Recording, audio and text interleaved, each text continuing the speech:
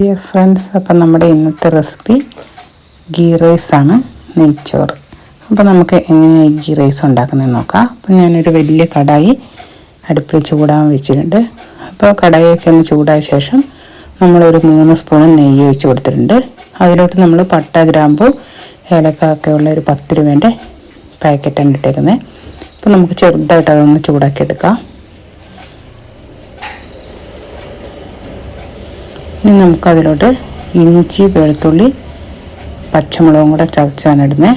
അപ്പോൾ നമ്മളൊരു 3 പച്ചമുളക്, ഒരു 10 അല്ലി വെളുത്തുള്ളി, ഒരു 2 പീസ് ഇഞ്ചിയും കൂടെ നന്നായി ചതച്ചിട്ട് അതിലോട്ട് ഇട്ടിട്ടുണ്ട്. പച്ചമുളകൊക്കെ മാറുന്നവരെ നമ്മൾ നന്നായി ഇളക്കിയെടുത്തു. ഇനി നമ്മൾ ചെറുതായിട്ട് കനം കുറച്ച് അരിഞ്ഞ സബോള ഒരെണ്ണം അതിലോട്ട് ഇട്ടിട്ടുണ്ട്. അപ്പോൾ അതും കൂടെ ചേർത്ത് നമുക്ക് നന്നായിട്ടൊന്ന് ഇളക്കി കൊടുക്കാം. അതിനുശേഷം നമ്മൾ 2 ക്യാരറ്റ് ചെറുതായി കട്ട് ചെയ്തിട്ട് കൊടുക്കുന്നുണ്ട്.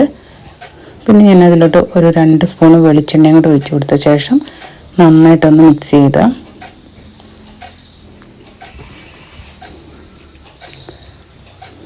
കുറച്ച് മല്ലിച്ചപ്പും കൂടെ ഇട്ടിട്ടുണ്ട്. ഇപ്പം നമ്മൾ 1 കിലോൻ്റെ നെയ്ച്ചോറാണ് ഉണ്ടാക്കുന്നത്. അപ്പം ഞാനത് ഒരു ചീരകത്തിലോട്ട് അളന്നെടുത്തിട്ടുണ്ട്. അപ്പോൾ ആ പാത്രത്തിന് നിറച്ച് അളവിൽ നമ്മൾ എത്രയാണ് അരി എടുക്കുന്നത് അതിൻ്റെ, അപ്പോൾ 1 കപ്പ് അരിയാണ് എടുക്കുന്നത്, 1.5 കപ്പ് വെള്ളമാണ് ഞാനിപ്പോൾ ചേർത്തേക്കുന്നത്. അപ്പോൾ നമ്മൾ 1 കപ്പ് അരിയാണ് എടുത്തേക്കുന്നത്. അതിൽ 1.5 കപ്പ് വെള്ളം ഒഴിച്ച് കൊടുത്ത ശേഷം നമ്മൾ ആവശ്യത്തിന് ഉപ്പ് ഇട്ടിട്ട് നന്നായി വെള്ളം ഒന്ന് തിളയ്ക്കാൻ വെച്ചിട്ടുണ്ട്. അപ്പോൾ വെള്ളമൊക്കെ നന്നായി ഒന്ന് തിളച്ച ശേഷം നമ്മൾ കഴുകി വെച്ചേക്കുന്ന മലബാർ അരിയാണ് നമ്മളിപ്പോൾ ഇട്ട് കൊടുത്തേക്കുന്നത്. അതിനുശേഷം നമുക്ക് നന്നായിട്ടൊന്ന് മൂടി വെക്കാം. ഒരു 5 മിനിറ്റ് ഒന്ന് ആയ ശേഷം നമുക്ക് അടപ്പൊക്കെ ഒന്ന് മാറ്റിയിട്ട് നന്നായിട്ടൊന്ന് ഇളക്കി കൊടുക്കാം. അതിന് ശേഷം തീ കുറച്ചാണ് നമ്മൾ വെച്ചേക്കുന്നത്.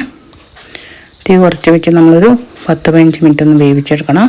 അപ്പോൾ അതിലോട്ട് വേണ്ട നമുക്ക് അണ്ടിപ്പരിപ്പ്, മുന്തിരിയും ഒരു സബോളയും ചെറുതായി കട്ട് ചെയ്തും കൂടെ നമുക്ക് നന്നായിട്ടൊന്ന് വഴറ്റിയെടുക്കാം. അപ്പോൾ അണ്ടിപ്പരിപ്പ്, മുന്തിരി നമ്മൾ വേറൊരു പാത്രത്തിലോട്ട് മാറ്റിയ ശേഷം സബോള നമ്മൾ ഇട്ട് കൊടുത്തിട്ടുണ്ട്. ഇതൊരു ബ്രൗൺ കളറാകുന്നവരെ നമുക്കൊന്ന് വഴറ്റിയെടുക്കാം. അപ്പോൾ നമ്മുടെ നെയ്ച്ചോറൊക്കെ നല്ല കറക്റ്റ് പാകത്തിന് കുഴഞ്ഞൊന്നും പോവാണ്ട് കിട്ടിയിട്ടുണ്ട്. അപ്പോൾ അതിലോട്ട് നമുക്ക് നമ്മൾ വഴറ്റി വെച്ചേക്കുന്ന അണ്ടിപ്പരിപ്പ്, മുന്തിരി, സബോളയും കൂടി ഇട്ട് കൊടുത്ത ശേഷം നന്നായിട്ട് നമുക്കൊന്ന് മിക്സ് ചെയ്യാം. അപ്പോൾ നമ്മുടെ സൂപ്പറായിട്ടുള്ള സിമ്പിളായിട്ടുള്ള നെയ്ച്ചോറ് ഇവിടെ റെഡി ആയിട്ടുണ്ട്. അപ്പോൾ എല്ലാവരും ഒന്ന് ട്രൈ ചെയ്ത് നോക്കുക. ഈ വീഡിയോ നിങ്ങൾക്ക് ഇഷ്ടമായെന്ന് വിചാരിക്കുന്നു. അപ്പോൾ അടുത്തൊരു വീഡിയോ ആയിട്ട് നമുക്ക് വീണ്ടും കാണാം. Thank you.